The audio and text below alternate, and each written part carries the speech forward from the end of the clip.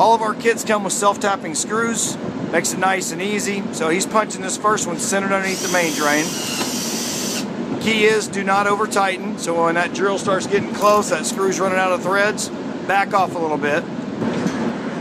Once your actual mounting rack is installed, then you're going to hit in your what we call a deflector shield.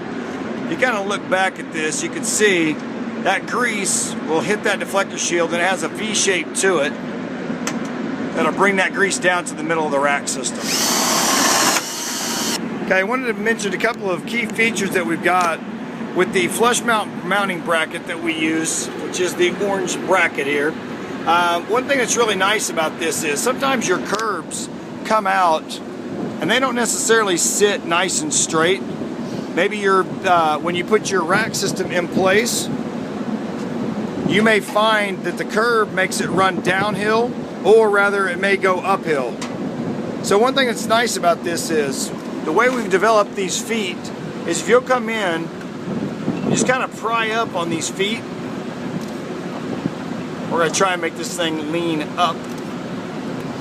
Just exaggerate a little bit. What this is going to do is it's going to change your pitch. I don't know how well that video is showing, but the rack system's actually coming up in the air a little bit in the front end. Now if we remove the rack back, we kind of pull these things back down and square it back up. Little needle nose pliers, vice grips. They take a lot of torque. You kind of bend that piece back down. Now, whenever he hooks up his rack, I'm going to try and see if I can get the action of this right here. Pull back out one more time. Okay, now watch, he's going to come back in this adapter. See how that receiver just kind of pins that back in? And it rests right here on that foot. Now, one thing that was a little bit unique about this brand new install that we did was we've already got a factory hinge installed that made us push, technically, this rack system a little bit off-centered. So if you look, this box sits just a little bit to the left of center.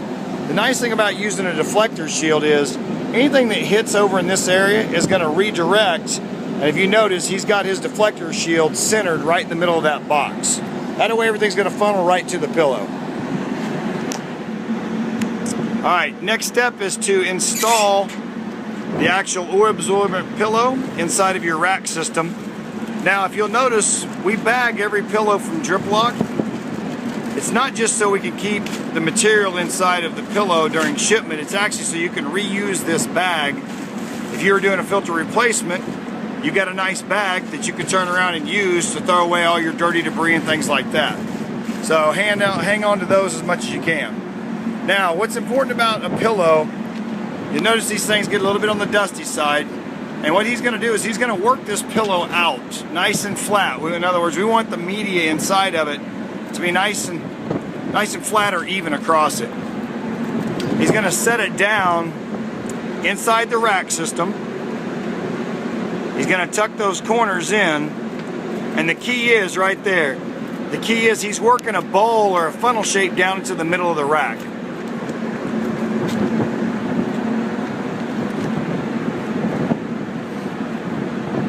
He's going to go ahead and make sure everything's good.